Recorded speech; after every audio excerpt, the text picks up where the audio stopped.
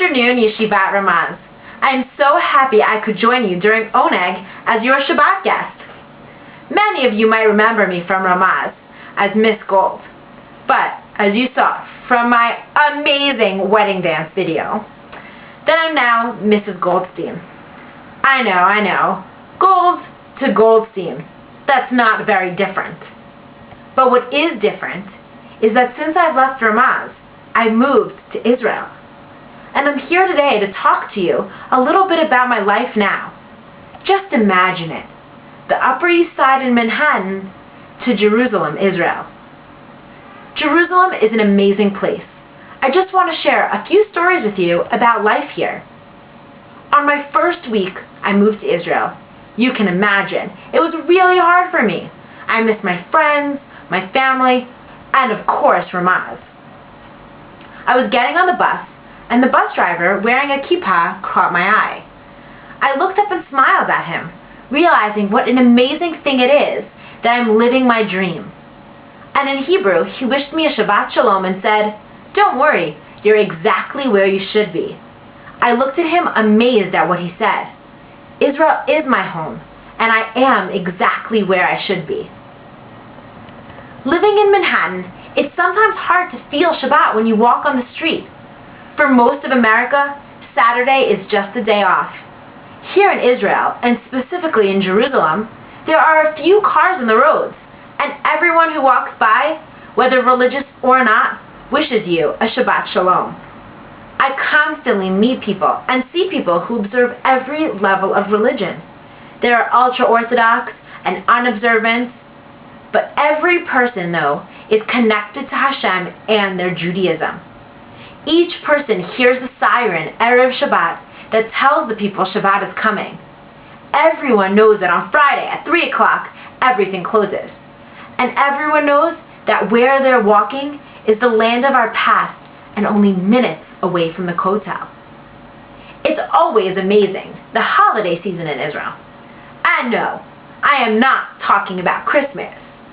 I'm talking about Hanukkah, Purim, and Pesach.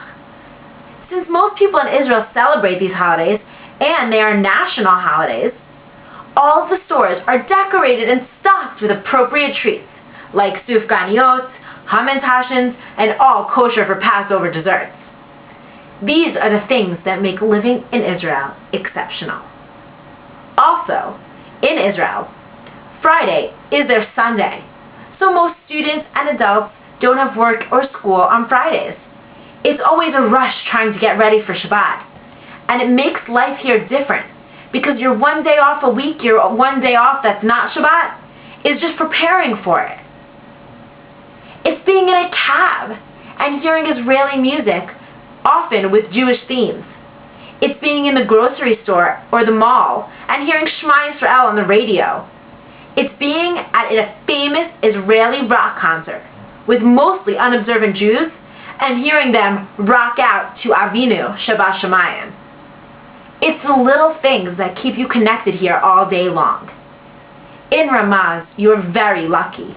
You have an amazing Oneg, you have Tfilah, you have Birkat Hamazon, and all day you're connected to your Jewish roots. In life, though, some people are not connected at all. But in Israel, Hashem is impossible to forget. Hashem and religion is in everyday life, everywhere. Living in America, I was, as I'm sure you are, always proud of our army, fighting for us and defending us. Now I'm in a place where almost every Israeli fights or gives back to the country. They inspire me daily, especially the fact that I'm married to someone who fought in the armies for 3 years as a paratrooper. He fought during the Second Lebanese War and did amazing things. Not only that, but every few months he goes back for Miluim, on reserve, to train in case there's a war. And although I tell him I hate when he leaves, I am so proud of the fact that he goes. But shh, don't tell him that. It's also something that's hard. I have a brother-in-law who's fighting and training right now, and he just started officer school, which is a real honor, at the age of 20. It's not the easiest life, that's for sure, but it is so meaningful, and I couldn't ask for anything else. I think it's time that I say goodbye now, and I miss you all so much, and thank you for inviting me to share in this special oneg with you. But before I leave, I have to say one thing to Degania. I believe a few weeks ago there was no oneg, and you guys won your Shabbat zine for the week, and you weren't mentioned. So good job, Degania.